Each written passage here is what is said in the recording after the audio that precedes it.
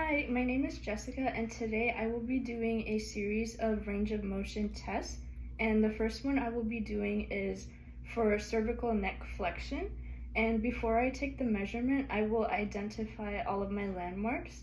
For my axis, it's going to be the external auditory meatus, which is here behind the ear. And then my stable arm is going to be perpendicular to the floor.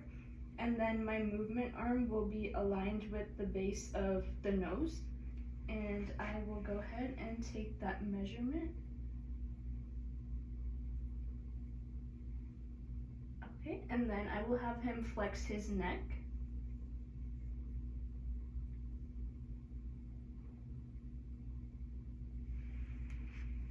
Okay, and then his range of motion for cervical neck flexion is 26 degrees. And then two occupations that would be affected by limited neck flexion would be, the first one would be like looking down into a microscope to observe specimen, if you're like a biologist. And the other occupation would be if you are a mom and you're breastfeeding your baby, you would have to flex your neck to look down at your baby to make sure that he or she is getting fed. The next range of motion test will be for cervical neck extension. And for this test, the axis, stable arm, and movement arm are the same as they were for cervical neck flexion.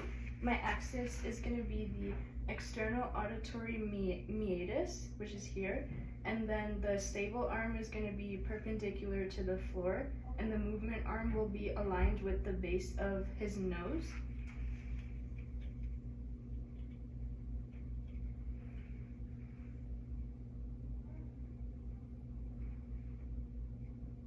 Okay, and then he's going to extend his neck.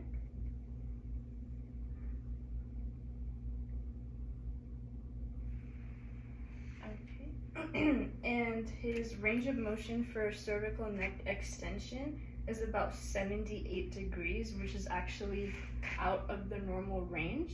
So he's pretty flexible in terms of neck extension.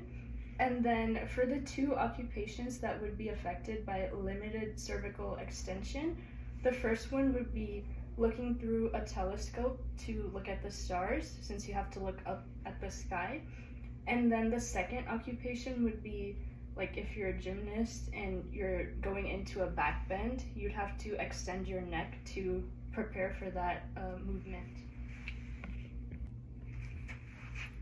The next range of motion test will be for lateral neck flexion, so like that to the side. And then my client is here seated in a neutral position.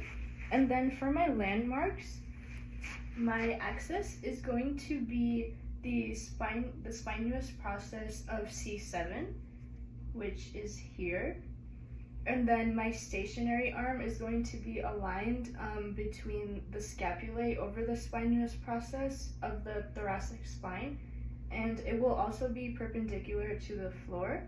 And then my movement arm will be bisecting the cranium vertically.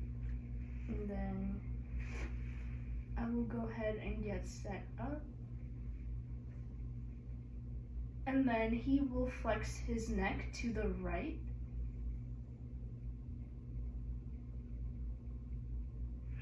Okay. And then his range of motion for lateral neck flexion is 41 degrees. And two occupations that would be affected by like limited lateral neck flexion. The first one would be like if you're putting eardrops in your ear, you would have to laterally flex to get a good angle so the eardrops go in. And then also if you're like a photographer and you're trying to get a good angle in pictures, you would also have to laterally flex your neck. Okay, and the last range of motion test will be for cervical neck rotation, so going like that. And my client is in a seated position, neutral. And then for my landmarks, my axis is going to be the superior surface at the center of the cranium, so right there. And then my stationary arm is going to be above the lateral border of the acromion, so here. And then my movement arm will be parallel with the nose. And then I'm going to have him rotate his neck to the left side. Okay, and his range of motion for cervical neck rotation is at 58 degrees. And then 2 occupations that would be affected by like limited neck rotation would be if you're a crossing guard, you have to rotate your neck to look both ways to make sure it's safe for people to cross the street. And then the second occupation would be if you're like a traveler and you go in airplanes a lot, you would like rotate your neck to look out the window.